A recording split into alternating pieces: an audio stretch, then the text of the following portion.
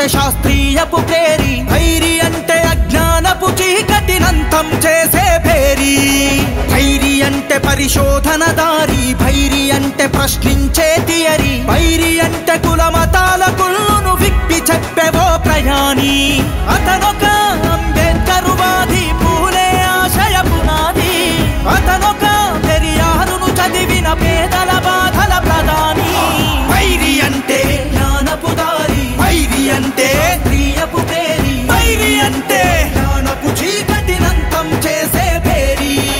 భైరి అంటే పరిశోధన దారి, భైరి అంటే థియరీ, భైరి అంటే మతాల గుళ్ళును విప్పి చెప్పేవో ప్రయాణి.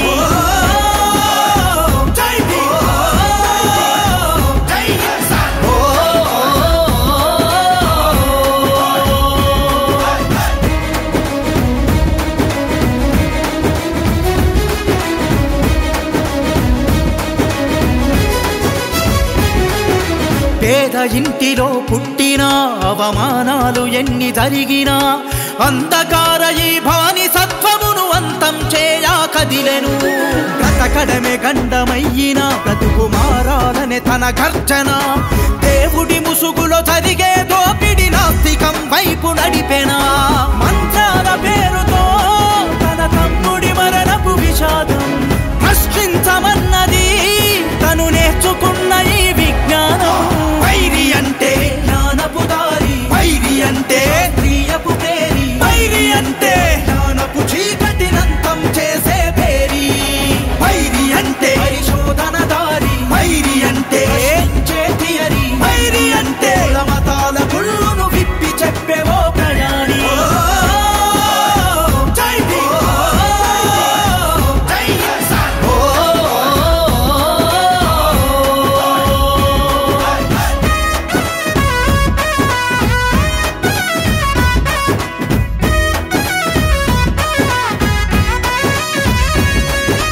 పెద్ద చదువులు చదివినా ఉద్యోగాలు ఎన్ని వచ్చినా, సమాజ హితముకై సమరం చేయసాగినాడు సామాన్యుడై. జై హింసానని పలుకుతూ మనిషే గొప్పని చాటుతూ, దండల పెళ్లితో ఒకటై ఎన్నో వివాహాలను చేసెను. కులమతము పేరుతో కుళ్ళిపోయిన ఈ సమాజం కళ్ళు తెరవాలని తను సంకల్పించును ప్రతినిత్యం. భైరి అంటే జ్ఞానపు దారి, భైరి అంటే స్త్రీయపు పేరి, భైరి అంటే జ్ఞానపు చీకటినంతం చేసే పేరి. భైరి అంటే పరిశోధన దారి, భైరి అంటే థియరీ, భైరి అంటే మతాల గుళ్ళును విప్పి చెప్పేవో ప్రయాణి.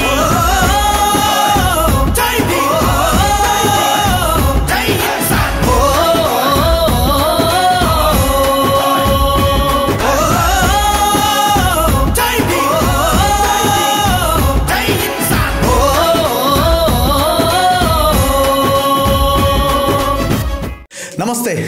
ఓ సెన్సేషనల్ ఇంటర్వ్యూ ఇది. దాదాపు కొన్ని నెలల పాటుగా ఆయన మీడియాకు దూరంగా ఉన్నారు. నేను లాస్ట్ ఇంటర్వ్యూ తొలి వెలుగులో ఉన్నప్పుడు చేశా. మన తొలి వెలుగు మనం స్టార్ట్ చేసి 1.5 year అవుతుంది. ఆయన ఇంతవరకు ఒక ఇంటర్వ్యూ కూడా చేయలే. మీ ముందు కనిపిస్తున్నారు భైరి నరేష్ గారు. చాలా సెన్సేషనల్. ఎంత సెన్సేషనల్ అంటే మనం కొత్తగా చెప్పాల్సిన అక్కర్లేదు. భైరి నరేష్ అని కొడితే యూట్యూబ్లో మనకి మొత్తం వీడియోలన్నీ బయటకు వస్తాయి. అల్టిమేట్గా ఆయన గురించి మనం ఒక్క ముక్కలో చెప్పాలంటే, దేవుణ్ణి నమ్మని మూఢనమ్మకాల పట్ల ప్రజలకి విశ్వాసం కల్పిస్తున్న ఒక వ్యక్తిగా ఆయన ప్రాచుర్యం పొందారు. దేవుడు సబ్జెక్ట్ ఏమో అందరూ దాన్ని సపరేట్గా చూస్తారు, మూఢనమ్మకాల్లో కలపరు. కానీ ఆయన ఏమంటారంటే మూఢనమ్మకాల్లో భాగమే దేవుడు అని చెప్తుంటారు ఆయన. సో అందుకే ఆయన ఏం చేశారంటే మూఢనమ్మకాల నిర్మూలన సంఘం MNS అని ఒక సంఘాన్ని స్థాపించారు. మీరు ఒక్కసారి భైరి నరేష్ గారి షర్ట్కి ఆ స్టిక్కర్, అదొకసారి ఆ లోగో చూడొచ్చు. మరి ఆయన భారత నాస్తిక సంఘం అని అంటారు కదా, మరి ఎందుకు కొత్త పేరుతో వచ్చిండి ఏంది? ఈ చర్చ ఆల్రెడీ ఉన్నది, మాట్లాడాలి, దాని గురించి కూడా మాట్లాడదాం. ఆయన అంతరంగాన్ని ఆవిష్కరించే ప్రయత్నం చేద్దాం నా ఈ ఛానల్లో. నమస్తే అన్న, ఎట్లున్నారు? బాగున్నా. అండర్ గ్రౌండ్ ఆపరేషనా? ఏం చేస్తున్నారు? చాలా చాలా రోజులు అయిపోయింది, నెలలు అయిపోయింది, సంవత్సరం దాటినట్టుంది, 2 ఏళ్ళ దగ్గరికి వస్తున్నది. ఎక్కడ పోయారు? ఏం చేస్తున్నారు? అంటే ఈ అయ్యప్ప స్వామి పేరుతో జరిగిన ఇన్సిడెంట్ వల్ల చాలా డిస్టర్బ్ అయ్యారా? చాలా డిస్టర్బ్ అయ్యాము. మేము అవమానించిన దాన్ని అవమానించినట్టుగా చిత్రీకరించడము, విమర్శించిన దాన్ని విమర్శించినట్టుగా చిత్రీకరించడము, దేవులను తిట్టిన వ్యక్తులుగా మమ్మల్ని బాగా ఎక్స్పోజ్ చేయడం మాకు బాగా ఇబ్బంది అయింది. వాళ్ళందరినీ అరే మరి ఏమని తిట్టామో చెప్పు అంటే ఒక్క మాట కూడా చెప్పలేరు.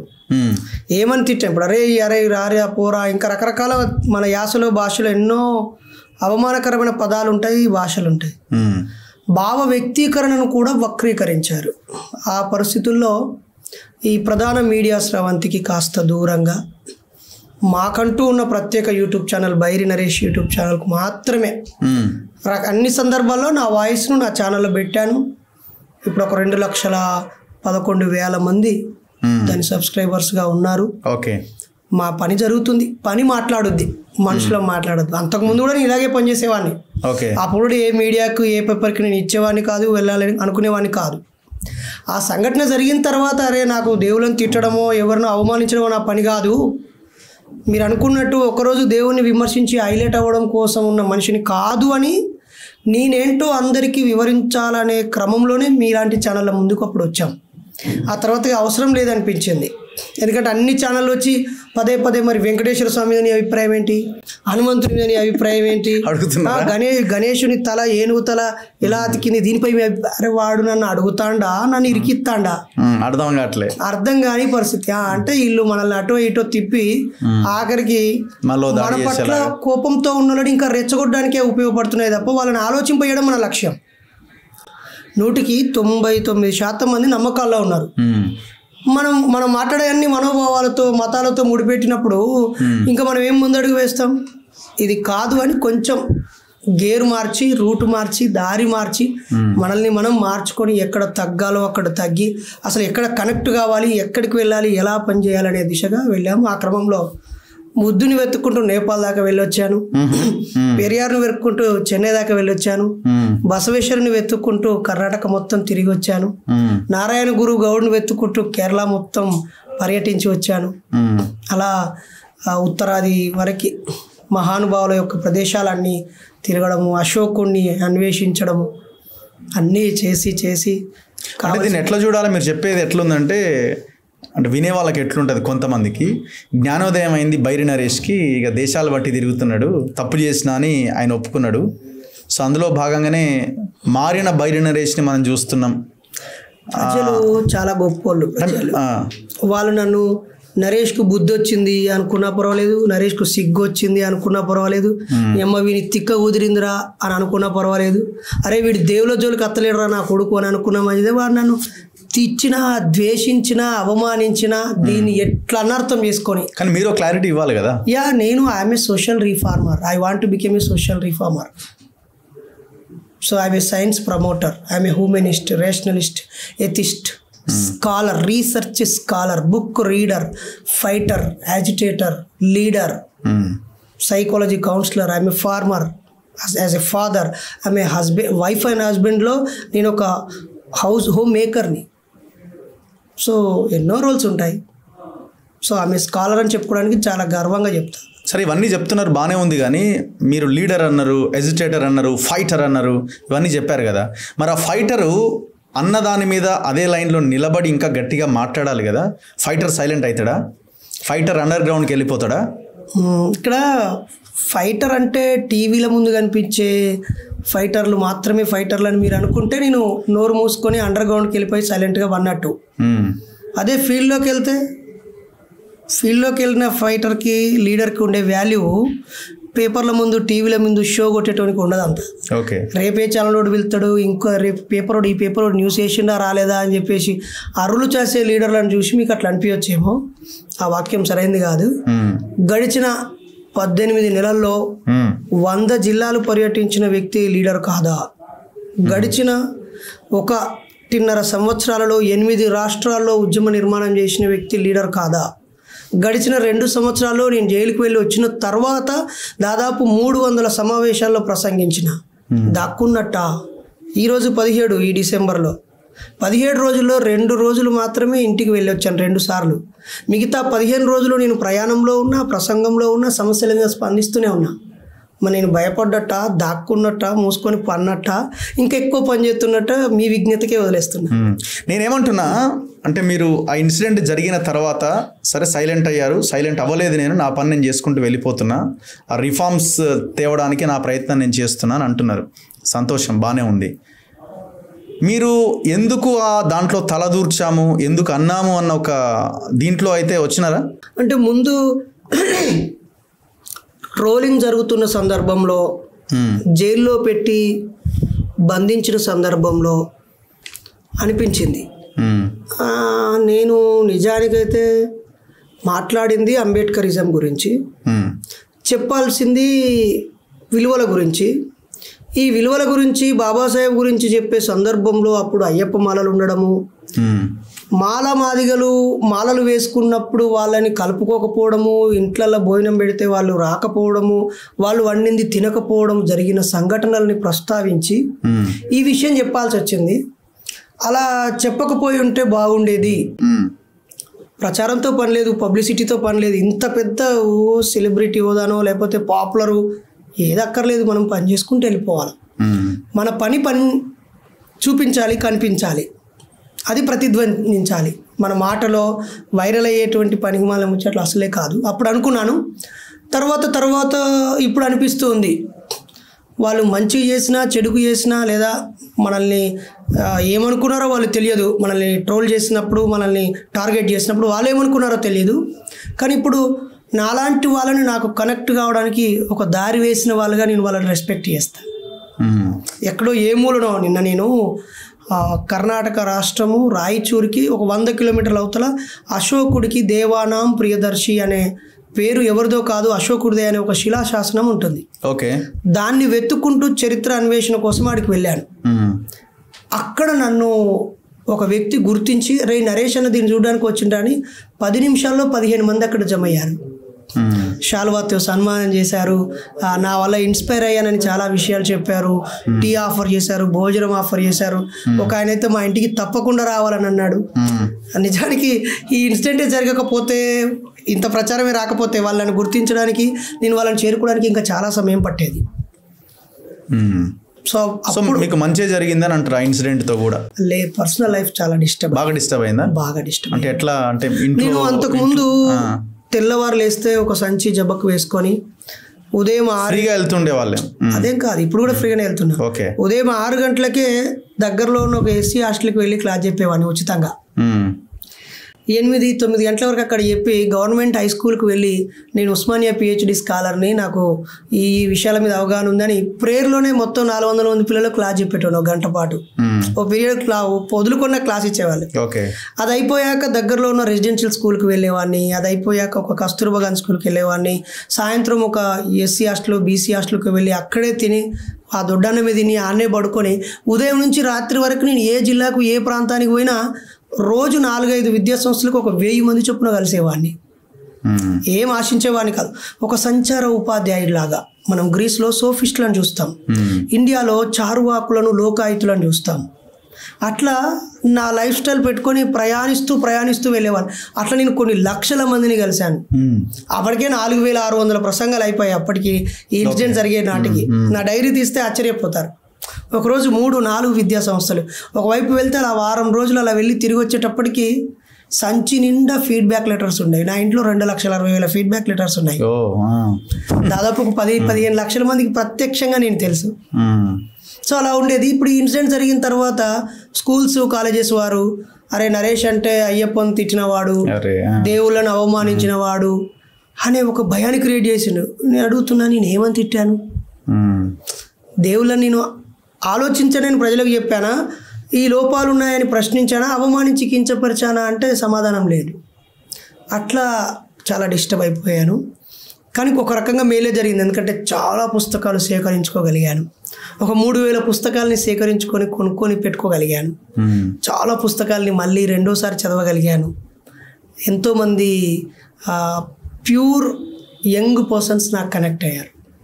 సో వ్యక్తిగతంగా ఆదాయం మిస్ అయ్యాను. స్వేచ్ఛగా వెళ్ళే ప్రయాణం మిస్ అయ్యాను. ఇప్పుడు ఆర్గనైజర్స్, లీడర్స్, క్యాడర్స్ అక్కడికే వెళ్ళే పరిస్థితి వచ్చింది. ఓకే, కొంత బ్యాలెన్స్ తప్పింది. ఇప్పుడు బ్యాలెన్స్ వచ్చిందేమో అనిపిస్తుంది. సరైన ట్రాక్లోకి నెట్టేసారు. నువ్వు చేయాల్సింది స్కూళ్ళు, కాలేజీలు కాదు, నీలాంటి వాళ్ళని ఎత్తుకొని నువ్వు ఒక ఉద్యమాన్ని నిర్మించి రేపటి తరాలకు కావాల్సిన నాయకులను తయారు చేయమని నాకు కాలం ఒక మార్గాన్ని చూపించింది. సో నౌ యు ఆర్ పర్ఫెక్టా? యా, అంటే ఎప్పుడు ఎవరు పర్ఫెక్ట్ కాదు.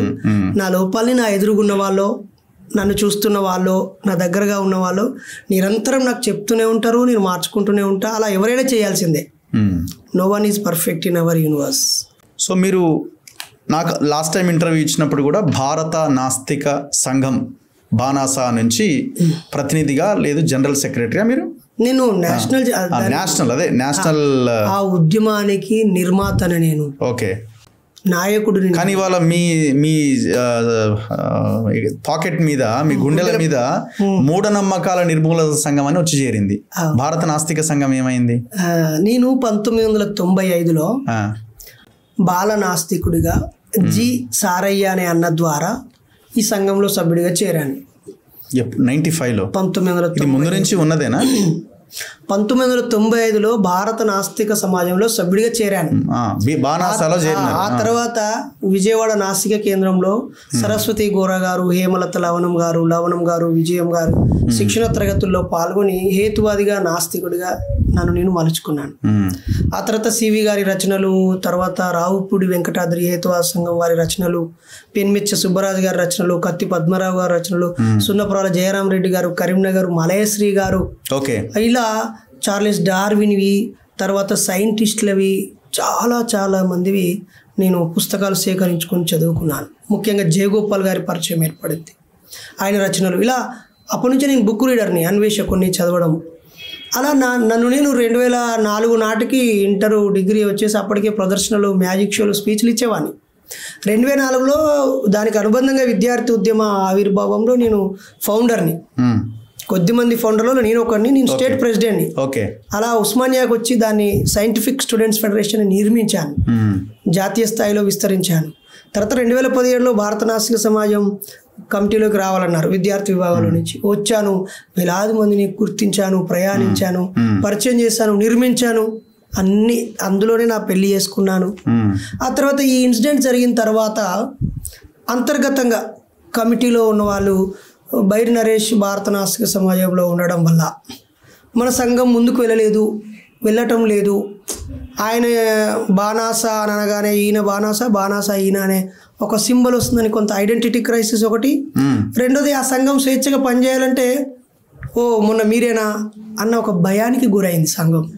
అది ఒక స్టేట్మెంట్ ఏమని ఇచ్చింది, 95 నుంచి ఉన్న సంఘం అట్లా భయానికి ఎట్లా గురవుతుంది అంటే దాంట్లో నాయకత్వం లేదు. భారత నాస్తిక సమాజం అని పేరే ఆ రకంగా పెట్టారు కదా. అవును, దాని ఉద్దేశమే అది కదా, ఐడియాలజీనే అది కదా. అవును, మరి ఇట్లాంటి వాటికి ఎట్లా భయపడి ఎట్లా తగ్గుతుంది? నన్ను ఒంటరిని చేసింది సంఘం. ఒకటి ఏం ప్రకటన ఇచ్చారు వాళ్ళు? ఏం ప్రకటన అంటే బైరి నరేష్ అయ్యప్ప స్వామి పుట్టుకపై మాట్లాడిన వ్యాఖ్యలు వ్యతిరేకిస్తున్నాము అన్నారు. ఇక అలా అన్నాక అందులో నేను ఉండాల్సిన అవసరం ఉందా? లేదు. కానీ మీరు కూడా రియలైజ్ అయినారు కదా, మరి ఉండడానికి ఏముంది? ఇప్పుడు ఒకటి సంఘంలో పనిచేయడానికి స్వేచ్ఛ కావాలి మనిషికి, భావ ప్రకటన. రీజన్ ఏంటో చెప్పండి. ఒకటే రీజన్ ఉంటుంది, ఐడెంటిటీ క్రైసిస్.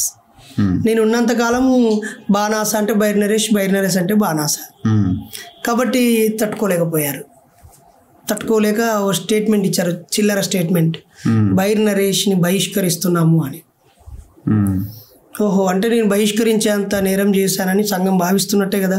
అంటే ఏం పెట్టలేదా, దేనికి బహిష్కరిస్తున్నాం? లైన్ ఏంటి దాంట్లో? లైన్ అయ్యప్ప స్వామి పట్ల ఆయన మాట్లాడడం సరైంది కాదు, బీజేపీ నాయకులతో కలిసిరని బయట రూమర్స్ వస్తున్నాయి. తర్వాత బీజేపీ అనుబంధంగా ఉన్న సిగ్నేచర్ స్టూడియోలో తాను జర్నలిస్ట్గా కొత్త అవతారం ఎత్తాడు. తర్వాత కొన్ని నిర్ణయాలు తీసుకునేటప్పుడు మేమేమో ఒక సంవత్సరం పాటు ఏ మీడియా ఛానల్కి ఇంటర్వ్యూ ఇవ్వద్దని మేము హుకుం జారీ చేస్తే ఆయన హుకుం జారీ చేసిన వారం రోజులకే తొలివేలుకి ఇచ్చిండు, సిగ్నేచర్కి, అన్ని ఛానల్కి ఇంటర్వ్యూలు ఇచ్చుకుంటూ వచ్చిండు. జైల్లో నుంచి వచ్చి ఇంట్లో పండుకోమన్నాం, ఏ పని చేయొద్దు, ఏ కార్యక్రమంలో పాల్గొనొద్దని అన్నాం. కానీ ఆయన ఇంటర్వ్యూలకు ఇచ్చిండు. కాబట్టి ఆయన మీద మళ్ళీ దాడి జరిగింది. అందువల్ల బాణాస పేరుతో మేము బయటికి వెళ్ళలేకపోతున్నాం. ఆయన ఉంటే మేము వెళ్ళలేమని ఒక 3-4 పేరు కీర్తి కోసం కాంక్షించే వాళ్ళు, లేకపోతే సమాజం శ్రేయస్సు కోరిన వాళ్ళు, లేదా బాణాస ఇంకా బలంగా ఉంటుంది అని ఆశపడ్డ వాళ్ళు అనుకోవచ్చు కదా. వాళ్ళు నా శత్రువులు కాదు కదా, మాది గట్టి పంచాయతీ కాదు కదా. బైరి నరేష్ బాణాస నుంచి బయటికి వెళ్తే ఈ బాణాస ఇంకా ముందుకెళ్ళొద్దని ఆశపడ్డారు. ఆ నిర్ణయం తప్పు అని అప్పుడే నేను అన్నాను. అందులో ఆర్థిక లోటుపాట్ల గురించి ప్రస్తావించారు. ఆ తర్వాత ఒక 10 రోజుల తర్వాత ఉమ్మడి రాష్ట్రంలో ఒక 100-150 మంది కూర్చుని రివ్యూ మీటింగ్ పెడితే నేను నా భార్య మొత్తం లెక్కలను పట్టుకుపోయి ఆడ పడేసినాం. అంటే మీరు ఏమైనా ఆర్థిక అక్రమాలు చేసినారా? ఎప్పుడైనా సమాజంలో ఒక నాయకుడు బయటకు వస్తే ముందు అతను మద్యానికి లొంగుతాడా, మాంసానికి లొంగుతాడా, అమ్మాయిల బలహీనత ఉందా, పేరు కీర్తి కాంక్ష ఉందా, లేకపోతే ఇంకేదైనా రాజకీయ కాంక్ష ఉందా, ఇది కాదు ఇక్కడెక్కడ దొరకలేదనుకో మనిషి, ఇక డబ్బు అనే అంశం కాడ పడేస్తారనమాట. నిజంగానే డబ్బు కావాలనుకుంటే పిహెచ్డి చేసిన నేను, నాకు ఉద్యోగం పెద్ద కష్టం. మీరే చూసేదా బాణాస ఆర్థిక లావాదేవీలన్నీ? లేదు, దానికి ఒక కమిటీలు ఉంటాయి, దానికి ఓ తీర్మానం ఉంటుంది, సంతకాలు ఉంటాయి, బ్యాంకు స్టేట్మెంట్స్ అప్పగించడాలు ఉంటాయి, అన్నీ ఉంటాయి. నేనే ముందుండి దానికి రాష్ట్ర అధ్యక్షుడిగా నేనే ఉన్నాను ఎప్పుడో 2000. కానీ మీకు అనిపిస్తున్నదా అయ్యప్ప స్టేట్మెంట్ తోటి మీ అస్తిత్వానికే దెబ్బ పడిందని? అట్లేదు కాదు, భారత నాస్తిక సమాజంలోంచి మీరు ఒకడు తీసేస్తే పోయే అస్తిత్వం నాది కాదు, ఒకడు బిచ్చంగా ఇస్తే అడుక్కునే ఐడెంటిటీ నాది కాదు. బైరి నరేష్ అంటే బైరి నరేష్ అంతే. ఇప్పుడు డాక్టరేట్ పొంది డాక్టర్ బైరి నరేష్ అయ్యింది. కాబట్టి నేను ఒక స్కూల్కి వెళ్ళడానికి ఏం బ్రాండ్ కావాలి, ఏం ఐడెంటిటీ కావాలి, ఇప్పుడు ఒక సంఘంలోకి ప్రజల్లోకి వెళ్ళాలనే ఆలోచన ఉన్నవాడికి సంఘంతో పని లేదు, ఆ సంఘ చరిత్రతో పని లేదు, బ్రాండ్తో పని లేదు, ఏది పని లేదు. నేను ప్రజలకు నాకు తెలిసిన దాన్ని, ప్రజలకు అవసరం ఉన్నదాన్ని చెప్పాలనే సోయి ఉంటే చాలు. నాకు ఆ సోయి ఉంది కాబట్టే సంఘాన్ని ముందుకు తీసుకెళ్ళినా, నన్ను నేను సంస్కరించుకున్నా, మెరుగుపరుచుకున్నా, సమాజానికి కనెక్ట్ అయ్యి. ఇప్పుడు మీ సంఘంలో ఉన్నప్పుడు ఆ సంఘం కట్టుబాట్లకో సిద్ధాంతాలకో కొంత అటు ఇటు అయినా కొంత సర్దుకొని ముందుకెళ్లాల్సిన అవసరం ఉంటుంది కదా. మీకు పేరు వచ్చింది కాబట్టి, మీకు పాపులారిటీ వచ్చింది కాబట్టి, నా వల్లే ఆ సంఘం ఎదిగింది అని మీరు అనుకొని వాళ్ళని ఏమైనా ఇబ్బంది పెట్టే ప్రయత్నం ఏమైనా చేశారా? ఎట్లా ఇబ్బంది పెడతాం? నేనున్న స్థాయిలో నన్నే జాతీయ అధ్యక్షుడిగా ఉండాలని అన్నారు. దీని ఫౌండరు బ్రతికి ఉన్నంత కాలం దానికి ఆయనే అర్హులు. ఇప్పుడు 2 రాష్ట్రాలలోనే ఉంది, ఇది నేను ఒక 10 రాష్ట్రాలకు విస్తరించిన తర్వాత జాతీయ అధ్యక్ష బాధ్యత తీసుకుంటా అని చెప్పాను. నేను జాతీయ అధ్యక్ష బాధ్యత నేను తర్వాత తీసుకుంటా అని చెప్పి జాతీయ కార్యదర్శి బాధ్యత తీసుకున్న వ్యక్తిని. కాబట్టి వేల మీటింగులు పెట్టాము, వేలాది మందితో మీటింగులు పెట్టాము. ఎక్కడో లోపం జరిగితే ఇవన్నీ ఎలా సాధ్యమైంది? అయినా 28 సంవత్సరాలు ఒకే సంఘంలో ఉన్నాము అని అంటే కొత్త కుంపటి పెట్టుకోవాలనే ఆలోచన ఉన్నట్ట కాదు కదా. 5-10 ఏళ్ళకే మారుతారు కదా. పోనీ అది అంతకుముందే బాగా పాపులర్ అయిన సంఘమా? కొన్ని సంఘాలు ఆల్రెడీ ఎస్టాబ్లిష్డ్ అయ్యి కమిటీలు, నిర్మాణాలు, ఫండ్, ఆఫీసులు అన్నీ ఉంటాయి. అందులో చేరితే తొందరగా మన ప్రతిభతోనో, మాట చాతుర్యంతోనో, నాయకత్వ నైపుణ్యాలతోనో పైకి వెళ్ళిపోవచ్చు. మరి దీనికి అలాంటిది ఏమైనా ఉందా? జీరోతో ఉన్న. కానీ ఇప్పుడు అయ్యప్ప స్టేట్మెంట్తో ఆనాడు మిమ్మల్ని వ్యతిరేకించిన వాళ్ళంతా చూసారా, మేము ఆనాడు వ్యతిరేకించాం, చివరికి భారత నాస్తిక సంఘంలో ఉన్న వాళ్ళు కూడా ఆయన వ్యతిరేకించారు. ఇది ఆయన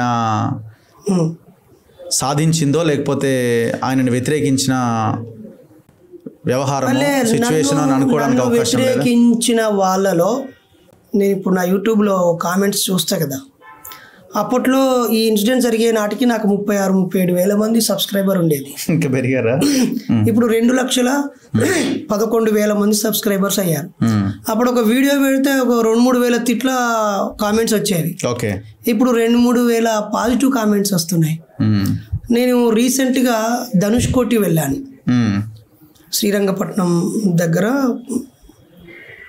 రాముడు రామసేతు నిర్మించినని ప్రచారంలో ఉన్న స్టోరీని పరిశీలించడం కోసం వెళ్ళాను. శ్రీలంకకి మన భారతదేశానికి బార్డర్ తమిళనాడులో. అక్కడికి చాలామంది అయ్యప్ప స్వాములు వచ్చారు. అందరు నాతో సెల్ఫీలు దిగారు, ఫోటోలు దిగారు. అవునా? మనసారా అభినందించారు. ఒక అక్కడే కాదు, చాలా చోట్ల మాలల్లో ఉన్నవాళ్ళు, రకరకాల పనుల్లో ఉన్నవాళ్ళు కూడా ఒక దేవుడు అనే అంశంలో తప్ప మీతో మాకు ఏ చిన్న విభేదం లేదన్నా, నీ నమ్మకం నీది, మా నమ్మకం మాది అంటారు. అందుకే ఇప్పుడు నాస్తిక తీసేసి మూఢనమ్మకం అని పెట్టారా దీంట్లో? ఎంఎన్ఎస్ నాస్తిక అనే దానికి నేను పేటెంట్ రైట్ కాదు.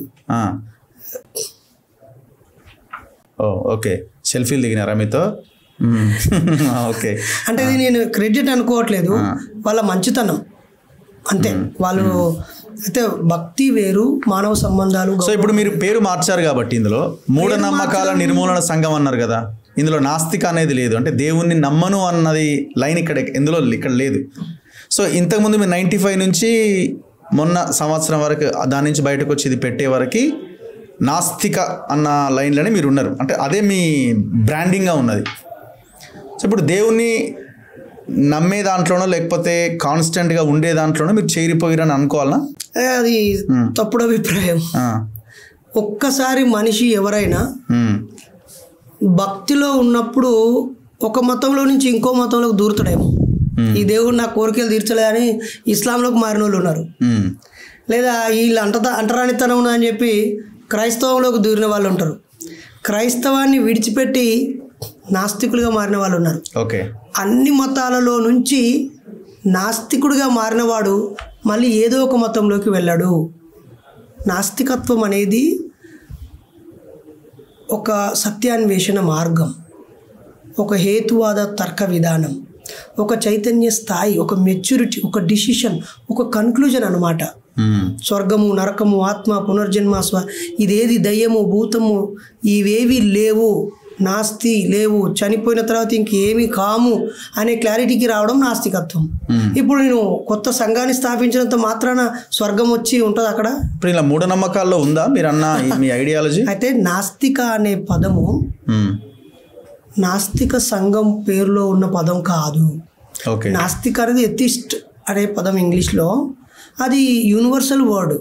వేరే దేశంలో కూడా ఎథిస్టులు ఉంటారు, అక్కడ పదం ఇందులో ఎందుకు పెట్టుకోలేదు మీరు అంటున్నారు? ఏ పదం? ఆల్రెడీ నాస్తిక అనే సంఘం ఒకటి ఉంది, దాంట్లోంచి 1983-84లో ఒకటి విడిపోయి భారత నాస్తిక సమాజంలోంచి భారత తీసేసి నాస్తిక సమాజం పెట్టుకున్నారు.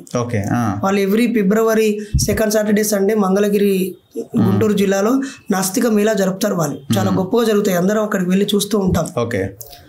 భారత నాస్తిక సమాజం నుంచి నాస్తిక సమాజం వచ్చింది.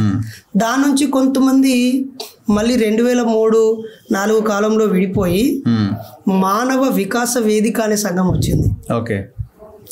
తర్వాత ఇదే భారత నాస్తిక సమాజం నుంచి 2009లో కొంతమంది విడిపోయి తెలంగాణ నాస్తిక సమాజం పెట్టుకున్నారు.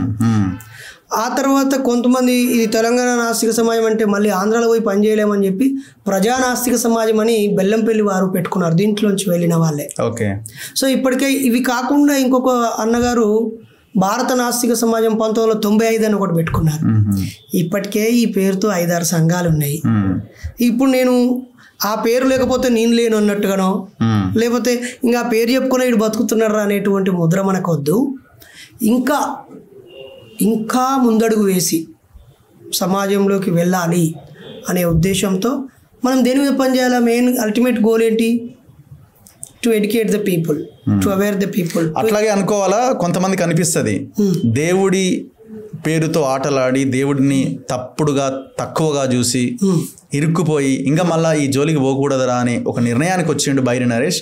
అందుకే నాస్తిక అనే పదాన్ని తీసేసిండు. మా నినాదంలో, మా సంఘంలో వేల మందిని దేవుడు దయ్యం లేనే లేవు, మంత్రాలు తంత్రాలు నమ్మనే నమ్మొద్దు, స్వర్గాలు నరకాలు లేనే లేవు అనే నినాదాలు ఇస్తాం కదా. ఇందులో దేవుడు ఒక చిన్న పాటు, మూఢనమ్మకాలల్లా దాంట్లో పాట, ఇందులో ఒక చిన్న పాట అంతే. దేవుడు, దయ్యము, మంత్రము, తంత్రము, సామాజిక అసమానతలు, అజ్ఞానంతో ఉన్న అన్ని విషయాలు ఇందులోకి వస్తాయి. ఇది పేరు కూడా చాలా సులువుగా అందరికి రీచ్ అవుద్దని ఈ పేరు పెట్టాం. ఈ పేరు కాకుండా మనుషుల సంఘం అని పెడితే ఏమవుతుంది? పేరులో ఏముంటుంది? పేరుతో ఏముండదు. ఇప్పుడు ఇందులో ఇద్దరు ఉన్నారు, బైరి నరేష్ అండ్ సుజాత టీచర్ అని. ఎవరి సుజాత టీచర్? మా జీవిత భాగస్వామి, మీ వైఫ్. ఓకే, సో ఇద్దరు కలిసి చేస్తున్నారా ఇప్పుడు? అంటే ఆ సంఘంలో నుంచి బయటకు వచ్చాక ఒక 2-3 నెలలు పుస్తకాలు చదివి ప్రయాణాలు చేసిన తర్వాత ఉద్యోగం వైపు వెళ్ళాలి, వ్యవసాయము లేదా వ్యాపారం వైపు వెళ్ళాలి, లేదా నేను సైకాలజిస్ట్ కాబట్టి సైకాలజిస్ట్గా కౌన్సిలింగ్ వైపు వెళ్ళాలి. అప్పుడు ఈ కౌన్సిలింగ్ వర్క్ తగ్గిపోయింది. ఉద్యోగంకు వెళ్దామంటే ఇప్పటికే 41 సంవత్సరాలు దాటి 42 ఏళ్ళు. వ్యవసాయము వ్యాపారము చేసుకుందామని అంటే నాకు రుచించలేదు. వ్యవసాయం ఓకే. అప్పుడు మా ఆవిడ ఒక రోజు మాట్లాడుతూ నేను ఇలా చూడలేకపోతున్నా, కాలు కాలిన పిల్లిలాగా ఒక మనిషిని కట్టేసినట్టు. ఎందుకంటే నా కోసం ఆమె చాలా ఏడ్చింది. ఓకే. కోట్ల చుట్టంగా తిరిగింది, లాయర్లకు ఫీజులు చెల్లించింది, రాత్రి పగలు ప్రయాణించింది, జైల కాడికి వారానికి 2 సార్లు వచ్చింది. ఆమె చూసింది, అరే ఇంత పెద్ద జీవితాన్ని మొత్తాన్ని పెళ్ళైనాక 13-14 ఏళ్ళు మేము కలిసి ఉద్యమానికి ఇచ్చాము. 28 ఏళ్ళు ఇచ్చినా ఒక్కరు మా ఇంటికి వచ్చి మా అమ్మ నాన్నకి ఓదార్చలేదు. మా భార్యకి మేమున్నాము అని భరోసా ఇవ్వలేదు. నాతో యాక్టివ్గా ఉన్న కొద్దిమంది వస్తే వాళ్ళని మీరు ఇప్పుడు ఏం మాట్లాడదు, సెన్సిటివ్గా ఉంది, అసలు మీరు మాట్లాడనే మాట్లాడదు, మిమ్మల్ని నలుగురిని సంఘంలోకి వెళ్ళి తీసేస్తామని వాళ్ళకు హుకుం జారీ చేశారు. ఆ పరిస్థితుల్లో నా కోసం ఒక 46 రోజులు ఒంటరిగా ఉన్న ఆవిడ కోసం ఆమె మాట విని ఒక 3 నెలలు ఇంట్లోనే ఉండి పుస్తకాలు చదివి ప్రశాంతంగా ఉండి అప్పుడు ఆవిడ అంది, ఇక నీ ఇష్టం అని. మరి నన్ను ఇలా ఉండు అని అనేకంటే, ఎటు వెళ్ళకుండా ఇంట్లోనే ఉండు అని అనేకంటే చచ్చిపో అని అంటే చాలా బాగుంటుంది అని చెప్పాను. మీరు అన్నారు మీ భార్యతో? ఓకే. అంటే అలాగే ఉండమని చెప్పారా ఈ ఇన్సిడెంట్ తర్వాత? ఇలాంటి పరిస్థితి ఉంది. నువ్వు పెళ్లి చేసిన వాళ్ళు వాళ్ళ కోసం నువ్వు తన్నులు తిని ఫైట్లు చేసి కుటుంబాలు నిలబెట్టినోడు ఒకడు నీకు ఫోన్ చేయలే, నీ వల్ల సహాయం పొందినోడు చేయలే, నీ దగ్గర మ్యాజిక్ నేర్చుకున్నాడు, ఉపన్యాసం నేర్చుకున్నాడు, 4 పరిచయాలు తెలుసుకున్నాడు, సమాజంలో పనిచేసినాడు, నువ్వు కమిటీలోకి తీసుకొస్తే నిర్మాణంలోకి వచ్చినాడు, ఎన్నో పనులు చేసావు. ఎవరెవరినో నెత్తిమే పెట్టుకొని మోసావు, ఒక బ్యానర్ను మోసావు, ఒక జెండాని మోసావు, ఎవరు లేని చోట నువ్వు దాన్ని నిర్మించి చూపించావు, ఏటికి ఎదురెది నిలబడ్డావు, కానీ నీకు ఎవరు రాలేదు. పైపెచ్చు నువ్వు మాట్లాడకుండా ఇంట్లో ఉండాలి, నువ్వు ఏ పని చేయొద్దు, ఇవన్నీ అని అనుకున్నప్పుడు కొంతకాలం సైలెంట్గా ఉండు, నీకు నచ్చిన పని చేసుకో అని అన్నప్పుడు ఇంకా నేను పుస్తకాల వెనక చరిత్ర వెనకాల పడ్డాను. ఇంకా తర్వాత ఒక డిస్కషన్లో ఉద్యోగం ఒక పెద్ద ఆఫర్ వచ్చిందనమాట, 1,00,000 పైన జీతం. ఓకే. ఆమె నువ్వు ఇది చేస్తే నీకు అది మంచి కంఫర్ట్గా ఉంటుంది, 1,00,000 రూపాయలు వస్తుంది అంటే ఇవన్నీ ఏమనకంటే చచ్చిపో అంటే అయిపోద్ది, నా వల్ల కాదు అని చెప్పా. అప్పుడు నువ్వు చచ్చిపోవడం కాదు, చావో బతుకో ఇద్దరం కలిసి చేద్దాం, చలో ఇక మన ఇద్దరమే, ఎవరు లేరు, మనతో కలిసి వచ్చేటోళ్ళు ఎంతమంది ఉంటారో చూపి, నువ్వు నీతో కలిసి జీవితాంతం ఉంటా అని చెప్పి ఏం చేశారు తర్వాత? ఆగస్టు 16వ తేదీన ప్రకటన ఇచ్చాం. ఎక్కడ? మీ ఛానల్లో. ఏమని? సెప్టెంబర్ 17, నెల రోజుల తర్వాత బ్లాక్ షర్ట్ వేసుకొని నేను బైరి నరేష్ సుజాతలతో కలిసి పనిచేస్తాను నాస్తికత్వం కోసం అనేవాళ్ళు రాగలరు అని ఒక డేటు ప్లేస్ ఇచ్చాం.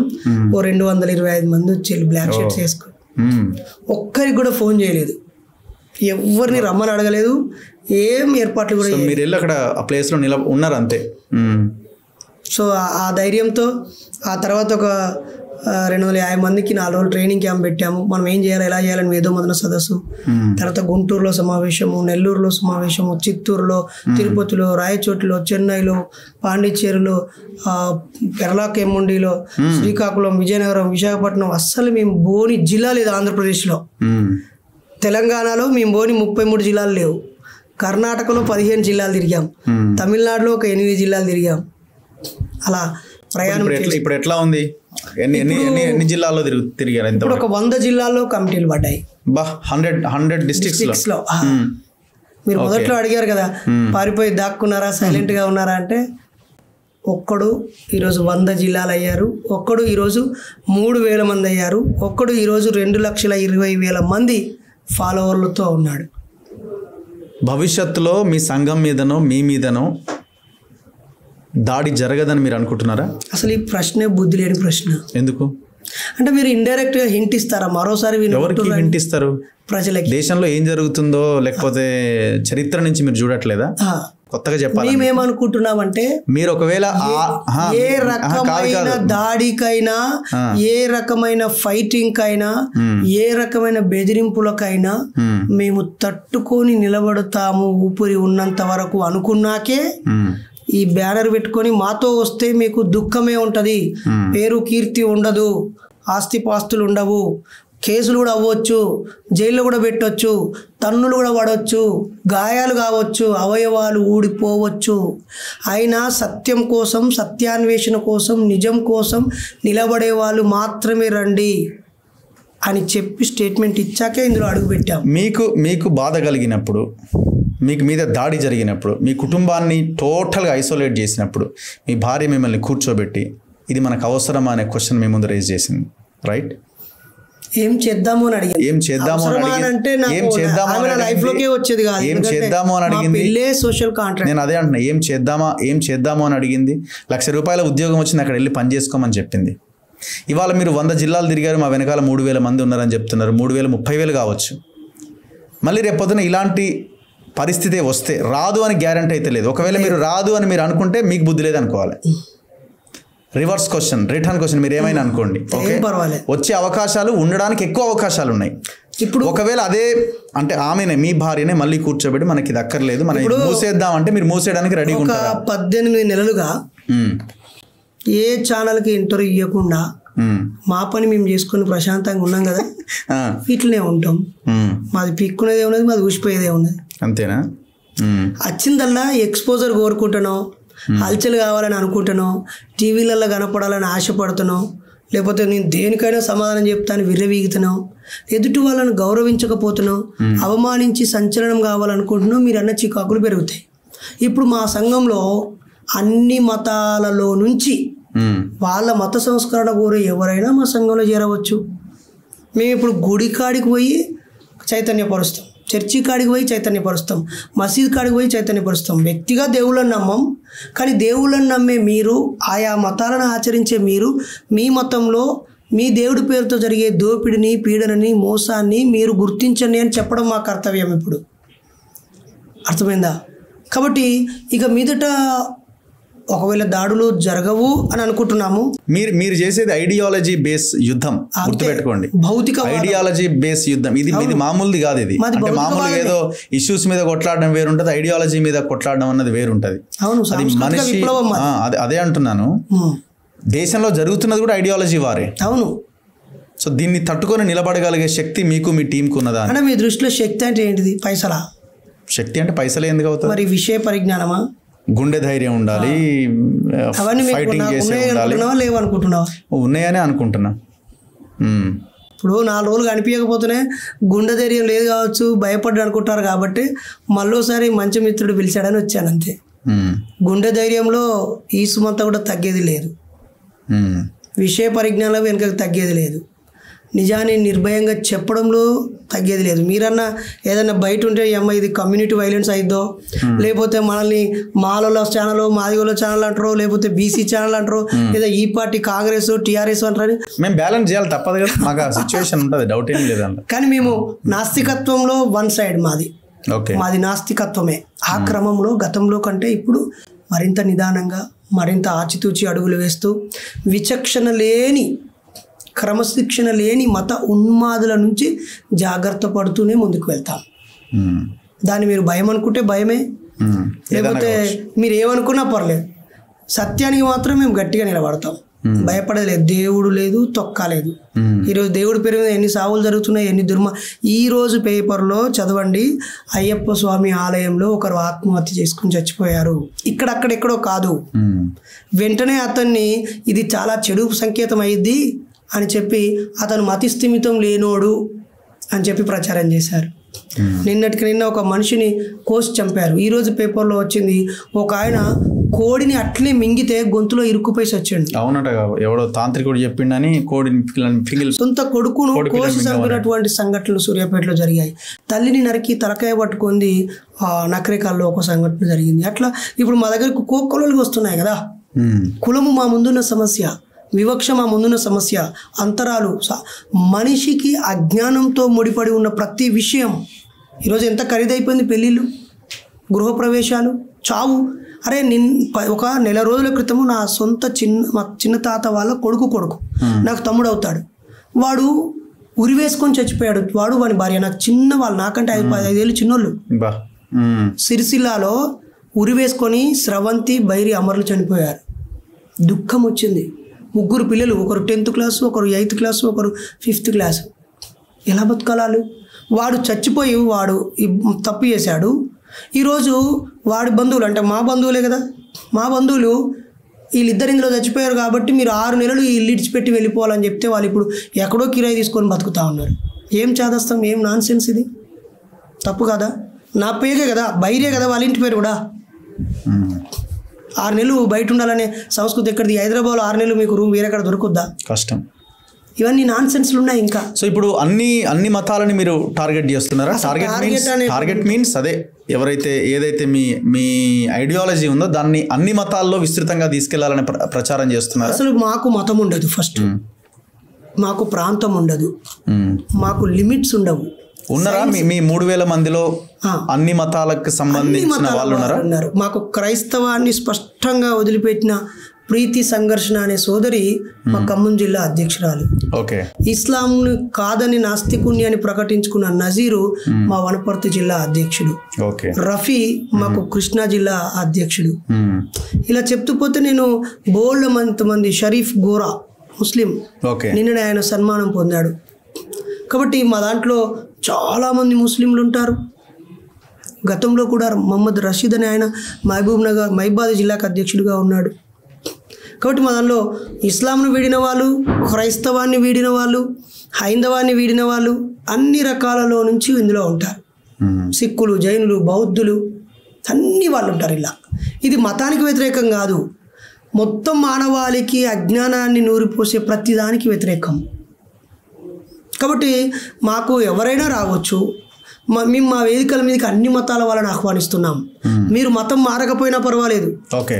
అయ్యప్ప మాల వేసుకున్న వ్యక్తి వచ్చి మా సంఘం వేదిక మీద నేను దేవుని నమ్ముతాను కానీ మూఢనమ్మకాలు నమ్మకండి అని కూడా చెప్పాలంటాం. చిన్నజీయర్ స్వామి మా కార్యక్రమానికి వచ్చి మాట్లాడాలంటాం.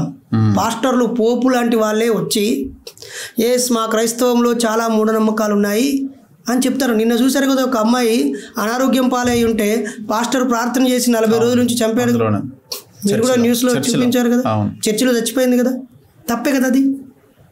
నార్వేలో 300-400 మంది ఆత్మ బలిదానం అయిపోయిన న్యూస్ కూడా చదివాం కదా. కాబట్టి పాస్టర్లైనా, మోల్ సాబులైనా, మత పెద్దలైనా మా వేదికల మీదకి వచ్చి వాళ్ళ మతంలో ఉన్న మూఢనమ్మకాలు పోగొట్టడం కోసం వాళ్ళు మాట్లాడాలంటున్నాం. మేము మమ్మల్ని ఎక్కడికి పిలిచినా వెళ్తాం. మేము మైదీపట్నంలో ఉన్నటువంటి దర్గాకి నన్ను పిలిచారు సర్వమత సమ్మేళనంలో.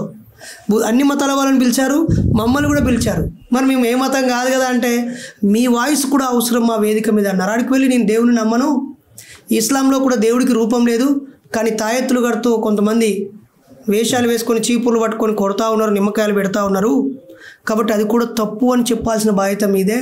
సమాధిని మసీదుగా చేసి దర్గాలుగా మారుస్తూ ఉన్నారు, ఇది తప్పు. మరి దీని గురించి మీరు మీ మత పెద్దలు చెప్తేనే వాళ్ళు వింటారు, మేము చెప్తే వినరు అని ఆనే స్వయంగా చెప్పాను. మరి ఇది భయపడ్డట.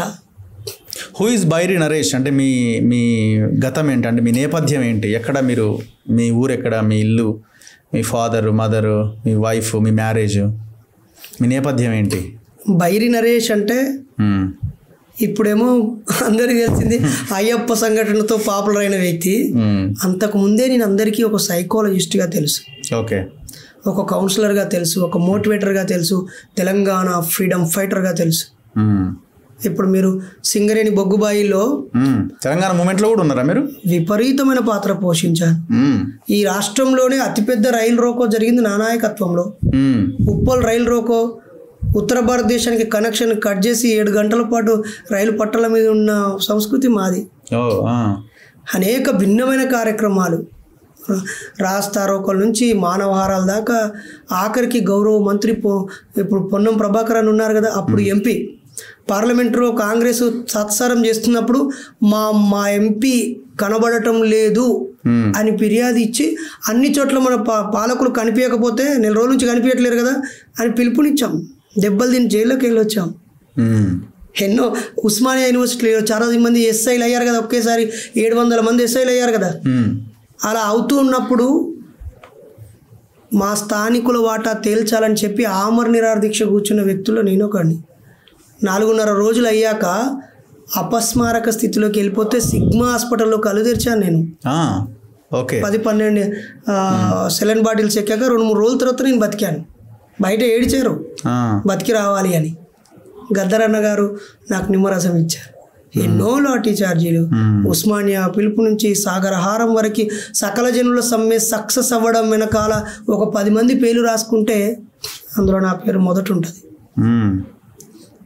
బొగ్గుబాయి బొగ్గు ఉత్పత్తి ఆగిపోవడం కోసం 2 రోజుల పిలుపునిస్తే కెంగర్ల మల్లయ్య గారు, మిరియాల రాజిరెడ్డి గారు, సమ్మన్న గారు అందరూ ఎక్కడి నుంచి ఎక్కడి వరకు, హెచ్ రవీంద్రన్న నుంచి మోల్కొంటే అందరూ అన్ని గడ్డం వెంకటేష్ అన్న దాకా, అప్పాని సీనన్న నుంచి మోల్కొంటే శ్రీనివాస్ అన్న దాకా, ప్రతి గోలెట్ నుంచి సత్తుపల్లి దాకా ప్రతి బొగ్గుబాయి మీద ఉదయం 4 గంటల ప్రీ షిఫ్ట్కి వెళ్ళి ప్రసంగం, 6 గంటలకు షిఫ్ట్కు, 8 గంటలకు, మధ్యాహ్నము, సాయంత్రము బయటకు వచ్చేటోళ్ళకు అర్ధరాత్రి ప్రీ షిఫ్ట్కి కూడా ప్రసంగాలు ఇచ్చాను నేను.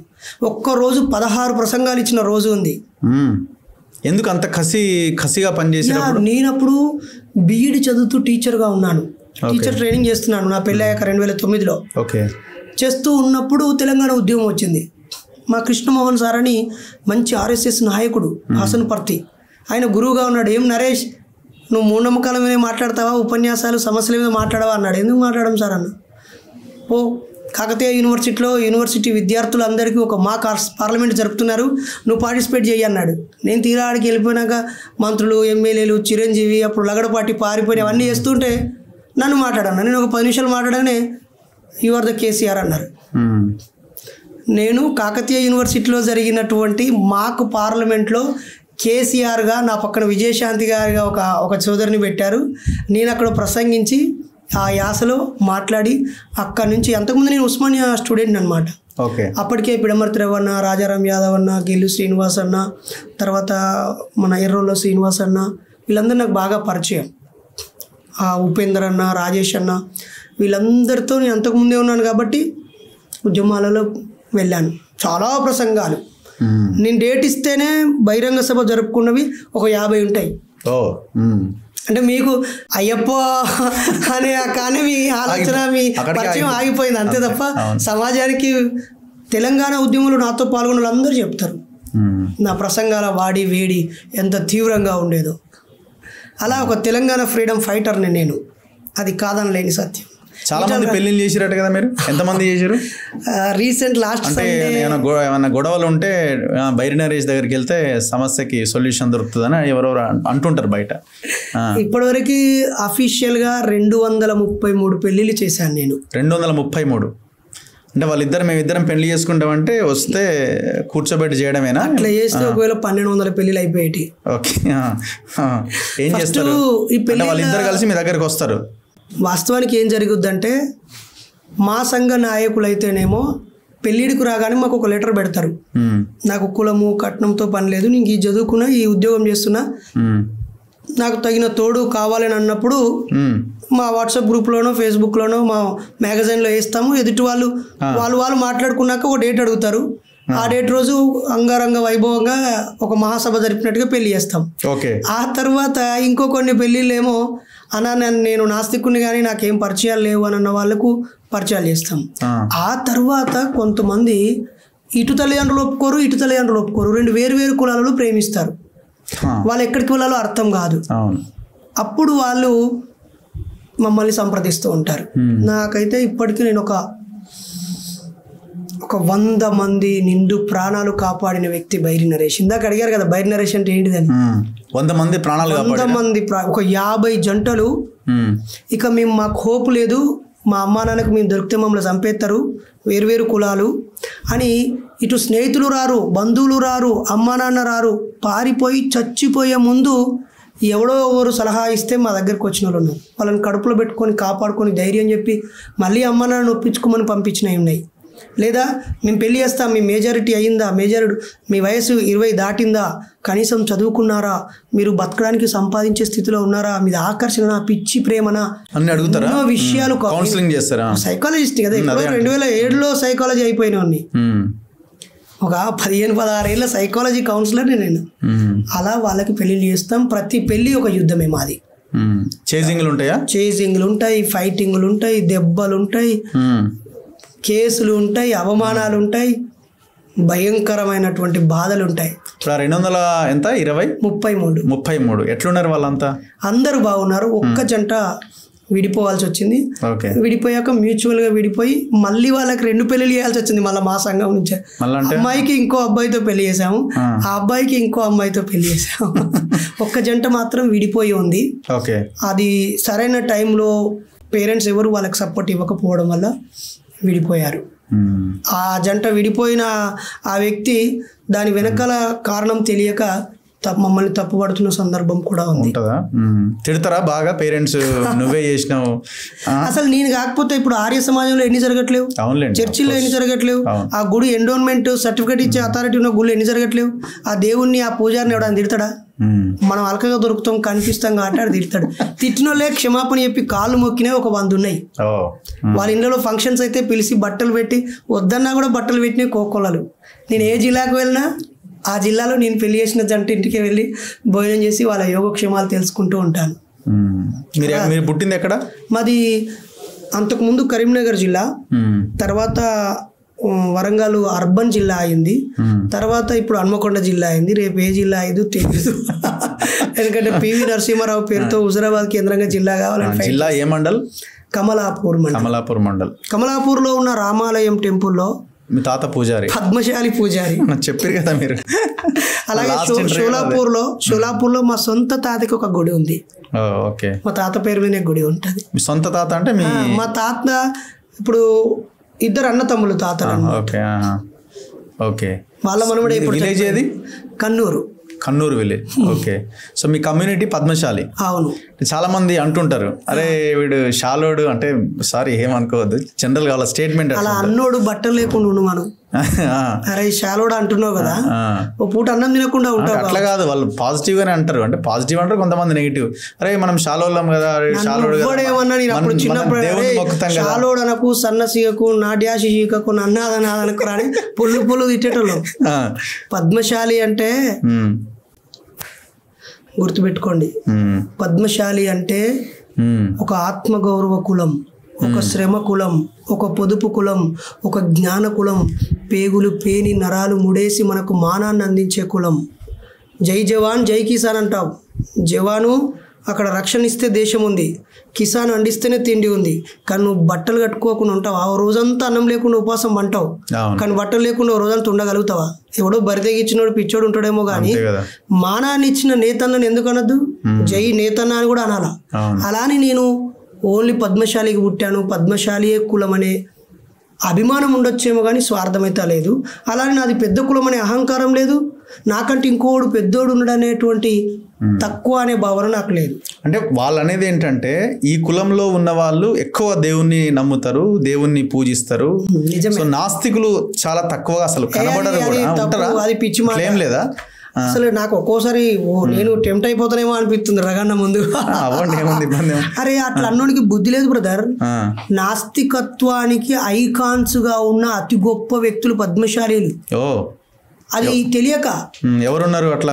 ఇప్పుడు నేను ఈ అయ్యప్ప ఇన్సిడెంట్ అయ్యాకనో, లేకపోతే ఇక్కడ అంబేద్కర్ ఇష్టం మాలో మాదిగో ఇట్లా అంటాడో అని అన్నాక తర్వాత మళ్ళీ సెర్చ్ చేసి తను బీసీ పద్మశాలి అనేది ఎక్స్పోజ్ అయింది. ఇప్పుడు నేను కొంతమంది పేర్లు చెప్పాను అనుకో, నేను వాళ్ళని ఎందుకు పద్మశాలిగా ప్రమోట్ చేయాలి? ఇప్పుడు నాకు తెలిసిన ఒక 10 నాస్తిక హేతువాద సంఘాలు 10 ఉంటే అందులో 6 ముఖ్య నాయకులు పద్మశాలీలు. ఇప్పుడు చార్వాక ఆశ్రమం స్థాపించినటువంటి వ్యక్తి బి రామకృష్ణ గారు, ఆయన పద్మశాలి బిడ్డ. Sorry to say. ఇప్పుడు జన విజ్ఞాన వేదికకు ఒక బ్రాండ్గా నిలిచిన మహనీయుడు, విజ్ఞాన దర్శిని పేరుతో ఈరోజు ఒక సైన్స్ను ప్రమోట్ చేస్తున్న ఒక మంచి నిస్వార్థ సైనికుడు జేవివి రమేష్ అన్న అంటాం కదా.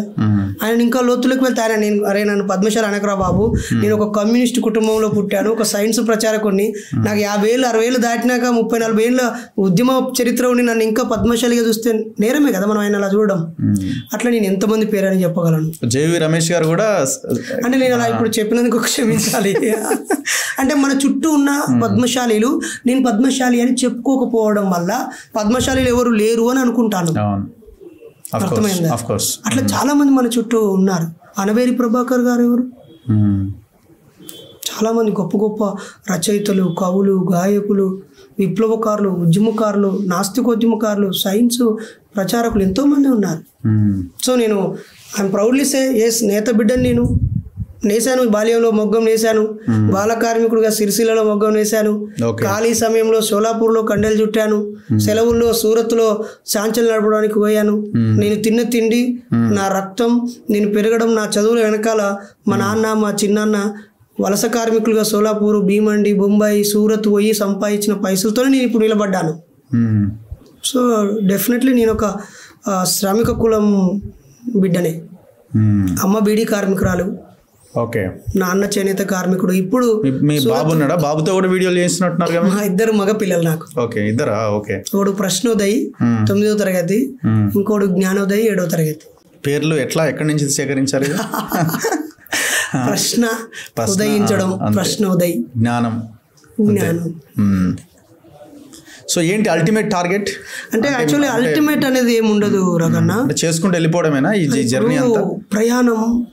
ప్రయాణించడమే కదా అంతే. ఇప్పుడు చాలా మంది అడుగుతుంటారు, ఇప్పుడు నన్ను కూడా అడుగుతుంటారు, అరే మీరు ఛానల్ స్టార్ట్ చేశారు, నడిపిస్తున్నారు కదా, నెక్స్ట్ ఏంది అని అడుగుతుంటారు. మామూలుగా నాకు ఏమో అంటే టార్గెట్ అంటే ఏం చెప్పాలో కూడా అర్థం కాదు, చేసుకుంటూ వెళ్ళిపోవడం. మీరు ఒకవేళ ప్రలోభాలు చెప్పాలంటే ఒక పెద్ద 10 అంతస్తుల బంగ్లా ఒక 20 రాష్ట్రాలకు విస్తరించడం, లేకపోతే ఓ ఎమ్మెల్సీ పదవో, ఒక మంత్రి పదవో, ఆ రకమైన ఏదో చెప్తారని అనుకుంటారు.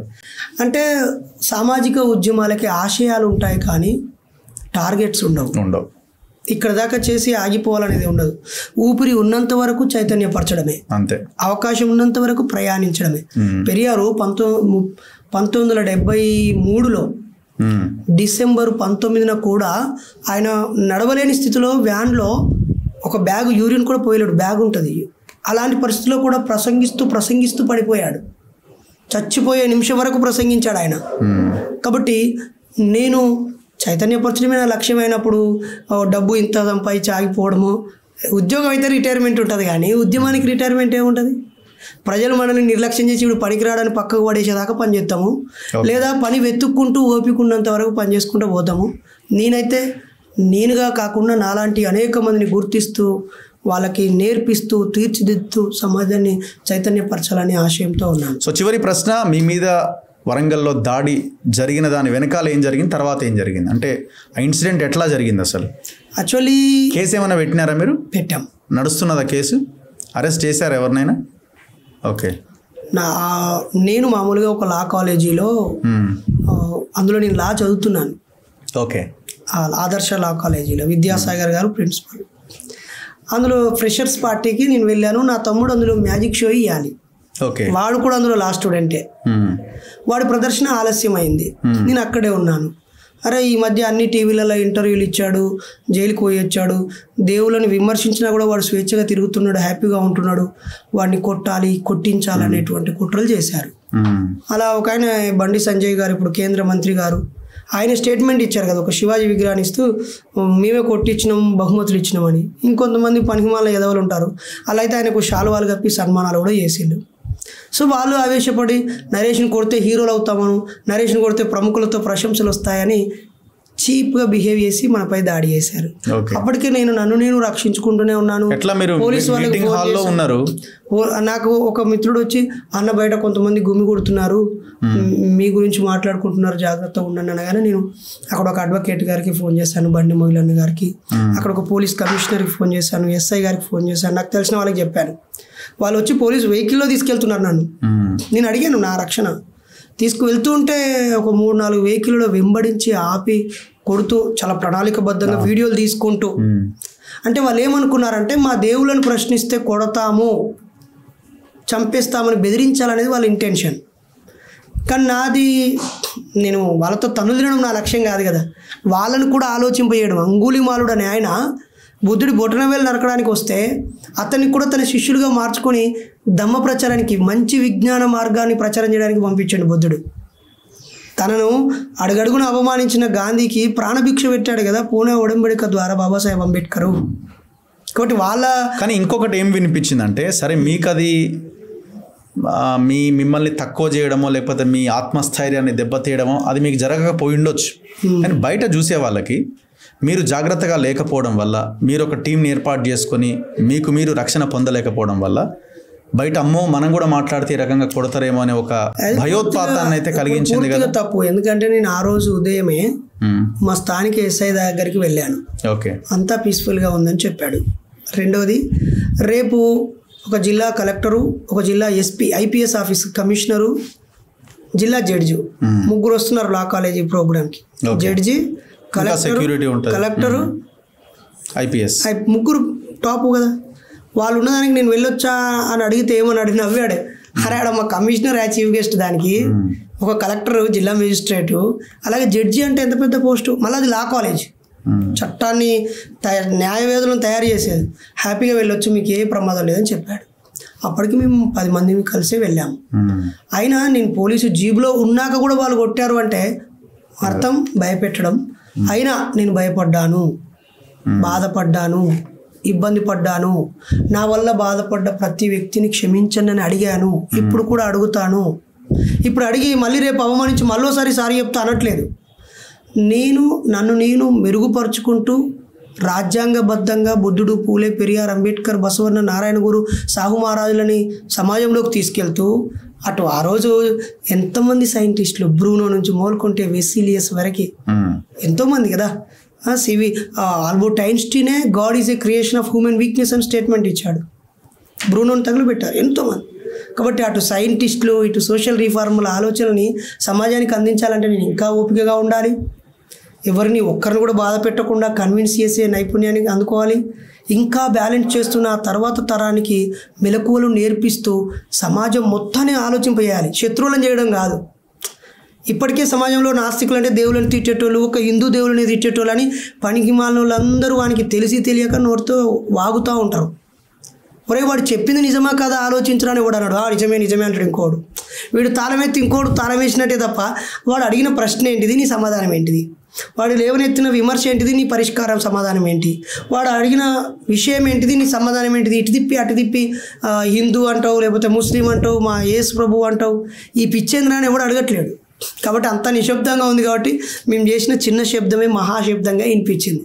కాబట్టి నా లక్ష్యం, నాస్తికులు అంటే మంచి చైతన్యవంతులు, సమాజం మేలు కోరేవారని, మూఢనమ్మకాల నిర్మూలన సంఘం అనేది మొత్తం ఈ సమాజాన్ని చేతనైనంత వరకు ఎక్కడికో మారుస్తాం కాదు, చేతనైనంత వరకు ఈ సమాజాన్ని, విజ్ఞానాన్ని పంచి అజ్ఞానాన్ని తొలగించి కులమతాలు లేని ఒక శాస్త్రీయ సమాజం కోసం పనిచేసే ఒక సంఘం. కులము, మతము, రాజకీయాలకు అతీతంగా బైరి నరేష్, సుజాతల నాయకత్వంలో ఈ సంఘం స్థాపించబడి తనలాంటి అనేక మందిని కలుపుకొని ఒక వ్యవస్థగా నిర్మితం అవుతూ ఎవరిని అవమానించకుండానే ఆలోచింపజేయడం మా లక్ష్యం. డబ్బులు ఎక్కడి నుంచి వస్తున్నాయి మీకు? మాకు ఇప్పుడు మీకు ఎక్కడి నుంచి వస్తాయి డబ్బులు? నాకు యూట్యూబ్ ఉంది, దాని ద్వారా రెవెన్యూ వస్తుంది. నాకు కూడా ఒక యూట్యూబ్ ఉంది, 2,10,000 మంది సబ్స్క్రైబర్లు. 2 లక్షలు ఉన్నా మీరు నెలకు 10 లక్షలు వస్తాయి. 100 జిల్లాలు తిరగాల, లేకపోతే 3,000 మంది ఒక దగ్గర మీరు మొబిలైజ్ చేయాలంటే డబ్బులు కావాలా? మీరు మొదటి ఛానల్ పెట్టినప్పుడు ఒకటన్నా జనాల్ని పబ్లిక్ ద్వారా మేము అడిగారు, ఇది ప్రజలదే అన్నారు, దీన్ని కాపాడుకోవాల్సింది మీరే అన్నారు. మధ్యలో సబ్స్క్రైబర్లు తగ్గుతున్నారు, ఏదో కుట్ర జరుగుతుంది, మీరే రక్షించండి అన్నారు. మేము రక్షించినవా లేదా? మరి మమ్మల్ని రక్షించారు. ఇప్పుడు నువ్వు అన్నా పర్లేదు, మీరు 4 గోడల మధ్యలో ఉండి సమాజాన్ని అడుక్కుంటే మీకు ఇచ్చి మిమ్మల్ని నిలబెట్టినప్పుడు మేము ప్రజల మధ్యలోకే పోతున్నాం. మమ్మల్ని ఎంత గొప్పగా ఆదుకుంటున్నారా? ఎందుకు ఆదుకోరు? వాళ్ళు తినే తిండి ఆడికి పోతే మాకు పెడుతున్నారు. వాళ్ళు పడుకునే స్థలంలో కాళ్ళు ముడుచుకొని మమ్మల్ని వాళ్ళతో పాటు అన్న ఇక్కడ పడుకోండి అంటున్నారు. మాకు ఎక్కడ లాడ్జ్తో పని లేదు, హోటల్తో పని లేదు. ఏడికి వెళ్తాడా వాళ్ళ బండి తీసుకొచ్చి, వాళ్ళ కారు తీసుకొచ్చి అక్కడ అంతా వాళ్ళే తింటారు. సంఘాలంటే కొన్ని బిజినెస్ అయిపోయినాయి, అందుకే అడుగుతున్నాను నేను. ఛానల్ అంటే కూడా బిజినెస్ అయిపోయినాయి కదా, ఒక మాఫియా అయిపోయింది. డౌట్ ఏముంది? ఇప్పుడు జర్నలిజం కాదు, ప్రతి దాంట్లో మాఫియా ఉంది, ప్రతి దాంట్లో దందాలు ఉన్నాయి, ప్రతి దాంట్లో బ్లాక్ మెయిల్స్ ఉన్నాయి, ప్రతి దాంట్లో ఉన్నాయి. మా దాంట్లో ఉంది, మీ దాంట్లో కూడా ఉంది అని అంటున్నాను నేను. మేమైతే అందులో మనం ఏంటి అనేది మనం చెప్పుకోవాలా? మేమైతే మొన్న ఒక మహాసభలు జరిపాము. ఒక 1000 మందితో మనం ఒక 3 రోజులు జరుపుదాము. మీ పళ్ళెం మీరే తెచ్చుకోవాలి, చాయ్ గిలాసు మీరే తెచ్చుకోవాలి, ఒక వాటర్ బాటిల్ సీసది స్టీల్ బాటిల్ మీరే తెచ్చుకోవాలి, పండుకోవడానికి 2 చెద్దర్లు తెచ్చుకోవాలి, మీరే రావాలి, బస్ కిరాయిచుడు వెహికల్ ఉండదు, భోజనం కూడా పుక్యానికి పెట్టుడు ఉండదు అని చెప్పి పెట్టినాం. పెడితే ఒక 1060 మంది 3 రోజులు ఉన్నారు. ఓకే, వాళ్ళంతా కలిసి 10,79,000 రూపాయలు ఇచ్చారు నిర్వహణ కమిటీకి. ఒక 40 మంది కమిటీ ఆర్గనైజర్స్గా అన్ని ఏర్పాట్లు చేశారు. 1,40,000 లోటు వచ్చింది. ఒకరి దగ్గర ₹1,00,000 అప్పు తీసుకున్నాము, ఇంకొకరి దగ్గర 50,000 అప్పు తీసుకున్నాము. అలా నడుస్తున్నాము. కాబట్టి ఇప్పుడు రేపు జనవరి 5వ తేదీన హైదరాబాదులో 1000 నుంచి 1,200 మంది బ్లాక్ షర్ట్ వేసుకున్న యువకులు సావిత్రిబాయి పూలే జయంతి సందర్భంగా ప్రత్యామ్నాయ సాంస్కృతిక ఉత్సవాలు జరుపుతున్నాము. ఎక్కడ? జనవరి 5. ఇక ఈ 1,100-1,200 మందితో ఉండే వెన్యూ వెతుకుతున్నాము. సో దానికి కూడా అందరినీ ప్రజలారా, మేము చేసేది సమాజానికి అవసరం అనుకుంటే, మా మీద ప్రేమ ఉన్నవాళ్ళు మాకు మీరు ఆర్థిక సాయం చేయండి. మా బ్యాంక్ స్టేట్మెంట్ అక్కడ గోడకు అంటిస్తాము, మా కమిటీ ముందు ప్రకటిస్తాము. మీరు ఇచ్చే ₹1 కూడా మేము మా వ్యక్తిగత స్వార్థానికి వాడుకోము. సోకులవ్వడము, విలాసాలు, వినోదాలు అక్కర్లేదు, రాయల్టీ అక్కర్లేదు. ప్రతి రూపాయి మీరిచ్చిందే కాదు, మేము భార్యాభర్తలం సంపాదించే రూపాయి కూడా దానికే పెట్టి మనలో ఒక మానసిక ధైర్యాన్ని, సెల్ఫ్ రెస్పెక్ట్ని ఇద్దామని పిలుపునిస్తున్నాం. రేపు సంక్రాంతిలో అయితే 150 మందికి ట్రైనింగ్ ఉంది. ఆ ట్రైనింగ్కి అయితే ఎవరిని చందాలు అడగట్లేదు. ఓకే. ఎందుకు? అందులో పాల్గొనే వాళ్ళే 5 రోజులకి భోజనానికి, షెల్టర్కి, క్లాసులకి ₹2,500 చెల్లించి వాళ్ళే ఒక అసోసియేషన్గా ఏర్పడి వాళ్ళే సెల్ఫ్ మేనేజ్మెంట్ ప్రోగ్రామ్ పెడుతున్నారు. దానికి నేను ఉచితంగా వెళ్ళి నాలెడ్జ్ ఇచ్చి వస్తాను. కానీ ఇప్పుడు రేపు 1,200 మందితో ఒక రోజంతా జరిపే పెద్ద మీటింగ్కి దాదాపు 2-3 లక్షలు ఖర్చు అవ్వచ్చు. అవన్నీ మా నిర్వహణ, మా అవసరం ఉన్నవాళ్ళు, మా మీద ప్రేమ ఉన్నవాళ్ళు, మా స్నేహభిలాషులు మాకు డబ్బులు ఇస్తారు. మేము ఆ నమ్మకాన్ని కాపాడుకున్నంతకాలం వాళ్ళు ఇస్తారు. నమ్మకం కోల్పోయినాడు వాళ్ళు ఉమ్మేస్తారు, ఆదరణ కోల్పోతాం. Anyway, thank you very much. ధన్యవాదాలు మీకు ప్రత్యేకంగా. Thank you. మళ్ళీ కలుద్దాం. Thank you. మళ్ళీ ఎన్నేళ్ళకి కలుస్తాను? లేదు, కలవకపోతే మళ్ళీ పారిపోయాడు, దాక్కోవడం చెప్పండి. మేము ఎందుకు వదిలిపెడతాం కదా. ఇప్పుడు మనం అందుకే నేను ఎక్కువగా పాత ట్రాక్లోకి వెళ్ళి నేను మిమ్మల్ని ఇంటర్వ్యూ చేయలేదు. సో ట్రాక్ మారుతుంది, మనం కూడా మార్చే ప్రయత్నం చేద్దాము. డెఫినెట్లీ. సో నాట్ ఓన్లీ ఒక ఇష్యూనే కాకుండా మనం సోషల్ యాంగిల్లో నాలెడ్జ్ బేస్డ్ ఇంటర్వ్యూ చేసే ప్రయత్నం. అందుకు బీసీ మూవ్మెంట్ మీద అడగొచ్చు, మనం తప్పకుండా రాజకీయాల మీద అడగొచ్చు, పాలన మీద అడగొచ్చు. నేను అడ్మినిస్ట్రేషన్లో PhD కదా. ఓకే. మూఢనమ్మకాల మీదే 10 ఏళ్ళు PhD చేసిన వ్యక్తిని. సో మీకు సమయం ఉన్నన్ని రోజులు వచ్చే ప్రయత్నం చేయండి, మేము పిలుస్తూ ఉంటాం. తప్పకుండా. ధన్యవాదాలు. Thank you. ఇది బైరి నరేష్ గారితో స్పెషల్ ఇంటర్వ్యూ. చూస్తూనే ఉండండి మన తొలి వెలుగు.